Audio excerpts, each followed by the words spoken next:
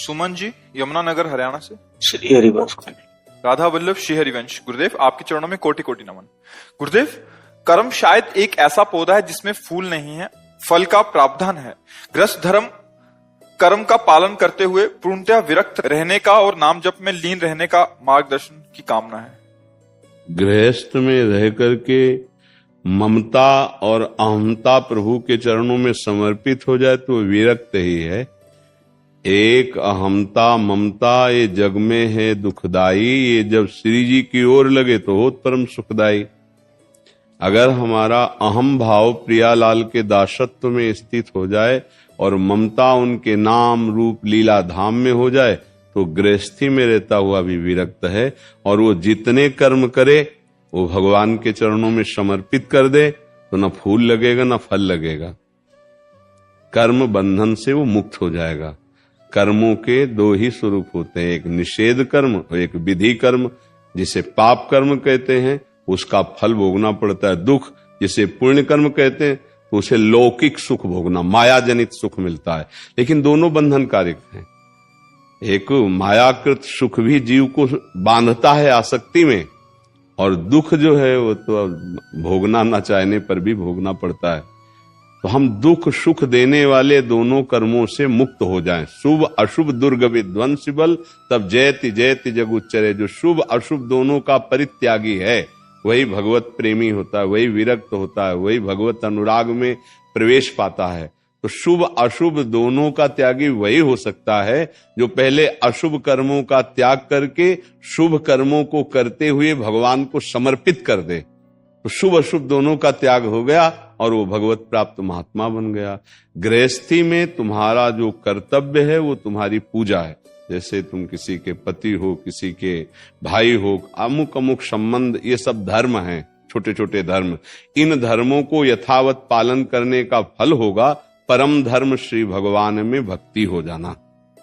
अगर भक्ति नहीं तो ये सो सब धर्म कर्म जर जाऊ जहां न राम पद पंकज भाऊ। ये धर्म कर्म किसी काम में नहीं आए, वो सब मायाकृत प्रवाह में फैल गए। हमें लगता है नाम जप करते हुए अपने कर्तव्य कर्म को करते हुए भगवत समर्पित जीवन व्यतीत वो विरक्त ही है। विरक्त का मतलब वीतराग। वीतराग का मतलब जिसका राग बीत गया है। राग का मतलब आसक्ति, जिसकी न किसी वस्तु में आसक्ति, न व्यक्ति में आसक्ति है, न शरीर में आसक्ति है, न भोगों में आसक्ति है, वो वीतराग है। वो गृहस्थी में भोगों को स्वीकार करता है धर्म के लिए, ना कि भोग वासना की तृप्ति के लिए। तो ऐसा वो गृहस्थ में रहता हुआ त्यागी भगवत प्रेमी अनुरागी परम पद को प्राप्त होता है। पर बहुत कठिन बात है, कहने को तो सरलता पूर्वक है। भोगों के सानिध्य में कोई भगवत कृपा पात्र ही संग दोष से प्रभावित नहीं होता, अन्यथा भोगों का जहां सानिध्य होता है तो बड़े बड़े विचलित हो जाते हैं और भोग उसे भ्रष्ट कर देते हैं।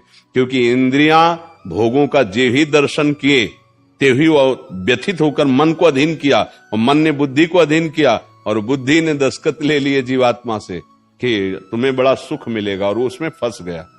बहुत कठिन है।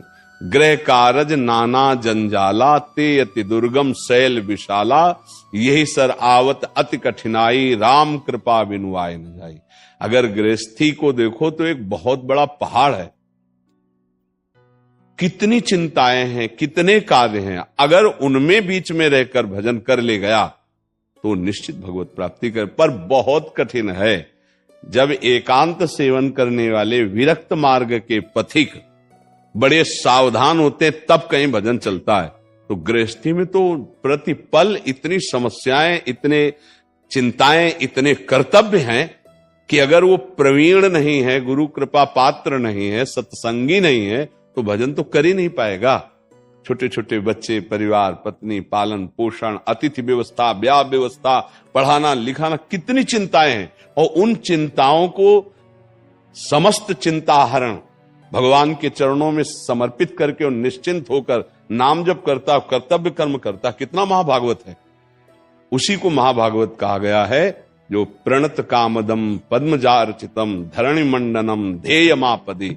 जो भगवान के चरणों में अपनी चिंताओं को समर्पित करके सोच रहा है कि भगवान कल्पतरु हैं, चिंतामणि हैं, वो सब व्यवस्था करेंगे। हम अपने कर्तव्य का पालन करते हैं, भजन करते हैं। जब तक भगवान का आश्रय नहीं होगा तो भजन नहीं हो सकता।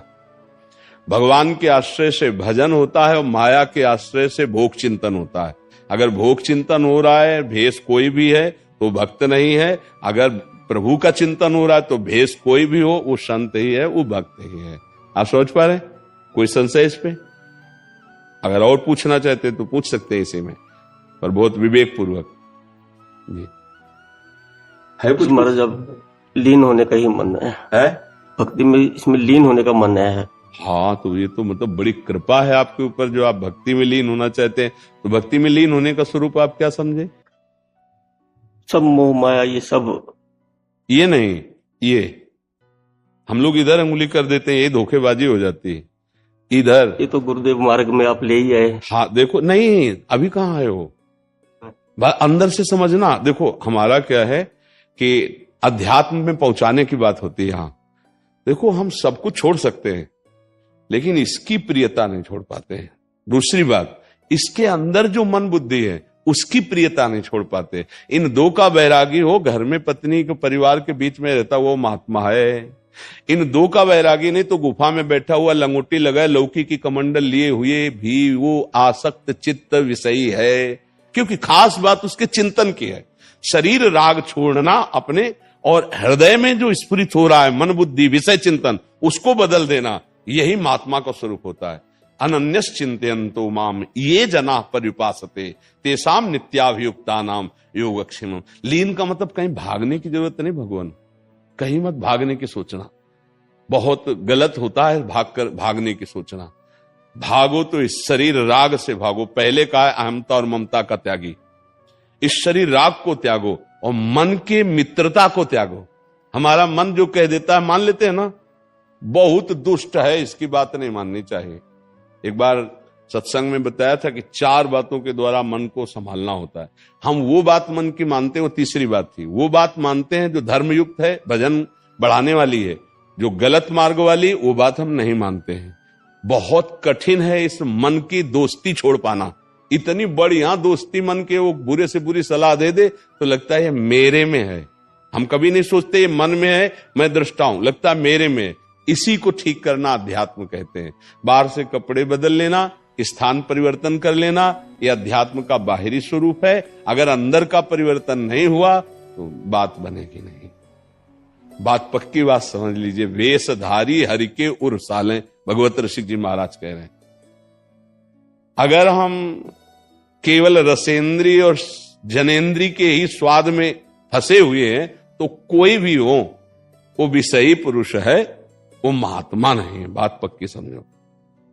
शिष्णोदर का भरण पोषण करने की वृत्ति उदर पर, और शिष्ण कहते हैं जनेन्द्री। अगर 2 इंद्रियों की प्रधानता उसके जीवन में तो कुछ नहीं है, कोई भी हो। अच्छा खाना और काम भोग की वृत्ति रहना, यही पशुता, यही अज्ञान, यही अविद्या है। और इस पर जो विजय प्राप्त कर ले वो महात्मा है, चाहे गृहस्थ में हो चाहे विरक्त में। अब गृहस्थी में एक सीमा खींच दी गई कि आप इस धर्म सीमा के अंतर्गत ही भोग सेवन करें तो वैराग्य हो जाएगा। लेकिन आजकल तो सीमाओं का कोई महत्व ही नहीं रह गया, क्योंकि ना तो धर्म शास्त्रों की आज्ञा का पालन, ना संतों की आज्ञा का पालन।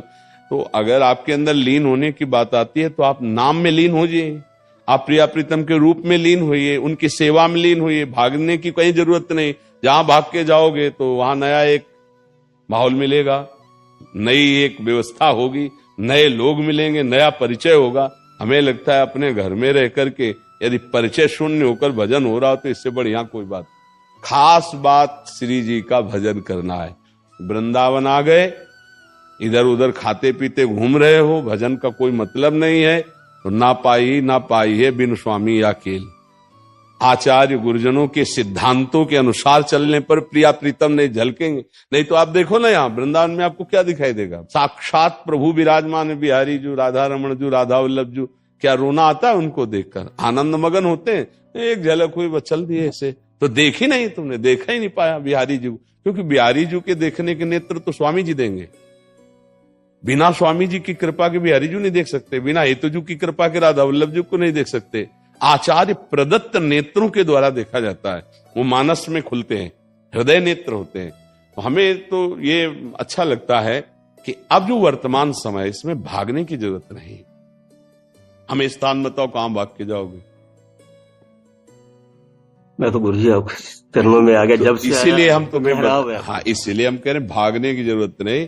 अपने परिवार को भगवान का स्वरूप मानने की कोशिश करो, सब में भगवान को देखो, और जितना बने, जब तक शरीर में चेष्टा रहे तो सेवा करनी चाहिए। ये भी ध्यान, जैसे आप कहीं भी रहेंगे तो सेवा करनी पड़ेगी, तो ऐसे घर में रह के सेवा करो। अगर शरीर काम करता है तो हम परिवार वालों की सेवा करते हैं और नाम जप करते हैं, और जो मिलता है उसे खा लेते हैं, और जैसा व्यवहार होता है उसे सह लेते हैं। महात्मा हो आप, और अभी महात्मा बन गए, 4 लोग प्रणाम नमस्कार करने लगे तो जिंदगी भर गृहस्थी में रहे, बाहर आकर वेश बना लिया, प्रणाम नमस्कार पूजा स्वीकार की, जो कुछ वृत्ति भी बनी थी वो भी चली जाएगी। इसलिए मुझे लगता है अपने कर्तव्य को पूजा समझे, भगवान का स्मरण करे, खूब मौज से रहे, एक सीमा के अंतर्गत बढ़िया जीवन पार हो जाएगा। गृहस्थ में जो भगवत प्राप्ति का स्वरूप है उसको समझना पड़ेगा।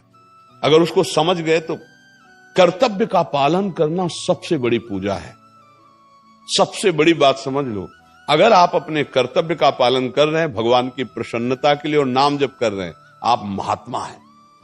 अगर आप बाबा जी बन गए, विरक्त हो गए और कर्तव्य का पालन नहीं हो रहा, क्योंकि अब कर्तव्य अलग हो गया, कर्तव्य का पालन नहीं हो रहा, भगवत स्मरण नहीं हो रहा, आपके शरीर का भरण पोषण करने की मात्रा और पवित्र अन्न, 2 पर ध्यान देना। जैसे विरक्त का पवित्र अन्न है, उसकी पद्धति, एक आकाश वृत्ति है जो भगवत कृपा द्वारा भेजा जाता है, एक माधुकरी वृत्ति है, एक अजगर वृत्ति है जो शास्त्रों में वर्णन है, और गृहस्थ की है अपने द्वारा मेहनत करके धर्म से कमाए हुए धन के द्वारा भरण पोषण शरीर का करना।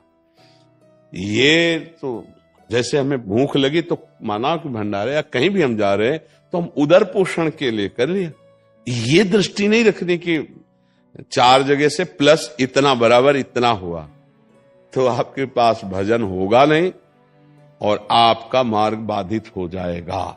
हमें केवल इतना आदेश है कि विरक्त भेष है तो क्षुध व्याधि चिकित्सताम, क्षुधा रूपी व्याधि की दवा करते, भिक्षान्नम औषधम, भिक्षान्न के द्वारा औषधि स्वरूप थोड़ा डाला और रात दिन भगवान का भजन कर रहे, तब तो विरक्ति चलेगी। और गृहस्थी में जैसे अब जीवन भर कमाया है, मेहनत की है, अब उसी को खाओ, नमक रोटी खाओ, जो अपमान मिले घर परिवार से उसको चुपचाप प्यार से सहो और मेहनत करो जितना जब तक शरीर में दम रहे। अगर इतना दम है कि दरवाजे पे सोनी लगा सकते तो बिना कहे सोनी लगा दो दरवाजे पे। आप ये देखना कि आप एक महात्मा स्वरूप हो जाएंगे। एक दिन उड़िया बाबा जी एक गृहस्थ के घर गए प्रसाद पाने, बहुत तेजस्वी चेहरा और बड़ा गंभीर मुद्रा, और माला लिए जप कर रहे थे। उठ करके स्वागत किया, उड़िया बाबा बैठे। उड़िया बाबा ने देखा कि स्थिति तो बहुत अच्छी है, क्योंकि संतों की एक दृष्टि होती। तो उन्होंने कहा, भाई तुमको तो गंगा किनारे जाकर भजन करना चाहिए जैसी तुम्हारी स्थिति है। उन्होंने कहा, बाबा हमने आप गुरुजनों से ही सुना है, जो धर्म से चलता है और अपनी इंद्रियों को वश में रखता है और निरंतर नाम जप करता है तो गंगा जी स्वयं आकर कृपा करते हैं, उसको गंगा किनारे जाने की जरूरत नहीं होती। जैसे मन चंगा तो कठौती में आला, तो उड़िया बाबा जी मुस्कुरा दिए और कहा, सत्य ऐसा ही। समझ पाए कि भाई अब जैसे वृद्धावस्था, तुम्हारा मन आता भगवान में लीन होना, आप जितनी आयु बची ब्रह्मचर्य, विरक्ति का गृहस्थी में भी ब्रह्मचर्य। जैसे यहां कोई भी आवे हाथ जोड़ के बात करते हैं, करना पड़ेगा, हमारा मार्ग है। ऐसे बहू बेटा, हाँ बच्चा, प्राणों से अधिक प्यार करने लगेंगे सब। जैसे जहां भी रहोगे सेवा करनी पड़ेगी, कहीं भी रहो, शरीर का धर्म है सेवा। हाँ, अब हमको वो सेवाएं करनी है जिनको देख करके सामने वाले को लगे कि ऐसा क्यों करते। जैसे जूठे पात्र रखे हैं सबके, हम मान, अरे बाबूजी आप, नहीं कोई बात नहीं है, ऐसे सोहनी लगा दी, घर के बाथरूम साफ कर दिए। अगर शरीर में ताकत, अभी सब में भगवत भाव होने लगेगा। लेकिन ये नहीं होगा, तुम हमारे लड़के, तुम्हारी बहू, तुम्हारा कर्तव्य हमारे प्रति ये कीजिए। नहीं, ये अगर घर में रहकर विरक्ति का आनंद लेना है आपका प्रश्न था, तो उसमें ये भाव अंदर आ जाए, कहीं भागने की जरूरत नहीं प्यारे, जहां तुम हो वही भगवान है, और जो उन कर्तव्य दिया वही पूजा है। अगर उनका स्मरण ऐसे चल रहे हो तो तुम महात्मा ही हो, भागने की जरूरत नहीं, भागने में भागना ही हो जाता है। और भागते ही रहो, कितना भागोगे, माया का बहुत बड़ा देश है, भागते रहो, कहां भाग के जाओगे। घर से जब निकला जाता है, अगर आसक्ति नहीं है तो क्या घर क्या झोपड़ी क्या महल, अब महलों में रखो चाहे झोपड़ी में बांध दो, पर वो स्थिति वाणी से कह देना अलग बात है, वो स्थिति चाहिए। कहां भाग के जाओगे, किसी कमरे में रहोगे ना, कहां भाग के जाओगे, भोजन व्यवस्था के लिए चाहोगे ना, जहां भी भाग के चाहोगे, शरीर की आवश्यकताएं हैं भैया, बेकार की बात है। भजन करो, गृहस्थी में हो तो बहुत बढ़िया जगह हो, अपने कर्तव्य का पालन करो। जो संत वेश में होकर अपने कर्तव्य का पालन नहीं करता, अपनी रहनी को नहीं जानता है, वो ऐसा नहीं कि नरक नहीं मिलेगा, ऐसी बात नहीं है भैया। देख लो शास्त्र आगे कानून ये थोड़ी कि तुम किसी भी डिपार्टमेंट के अधिकारी हो गए तो तुम मनमानी कर लोगे, नहीं नहीं, वही तुम्हें सलूट मारेगा सर, और वही तो अगर आप कानून के विरुद्ध हो गए तो तुम्हारे जो नीचे था और कह रहा था सर, हमने देखा है कि एक अधिकारी को धक्का मार करके गाड़ी में बैठाला जा रहा था क्योंकि उनके द्वारा जो कानून के विरुद्ध गलती हो गई, ऐसा किया जा रहा था। बात बस यही समझ लो कि जैसे ये वेश है भगवत पार्षद वेश है, यदि आप भगवत विधान के विरुद्ध तो धक्का मार करके नरक भेजा जाएगा। भगवान के न्याय में कहीं भी कमी नहीं। हाँ, अब भक्ति मार्ग में चले, चूक हो गई तो वो बचा लेंगे, चूक हो गई तो क्षमा कर देंगे। चूक का एक अलग विधान होता है और जानबूझकर गलती करने का अलग विधान होता है। हमें ये लगता है कि अगर आप गृहस्थी में रहे हैं तो भागने की जरूरत नहीं, मेहनत करके कमाए हुए धन से भजन करके गुप्त रूप से बहुत जल्दी भगवत प्राप्ति होती है। अब सही मानो, अगर सिद्धांत पता नहीं तो हम लोगों का जितना भजन है उससे ज्यादा खर्चा है।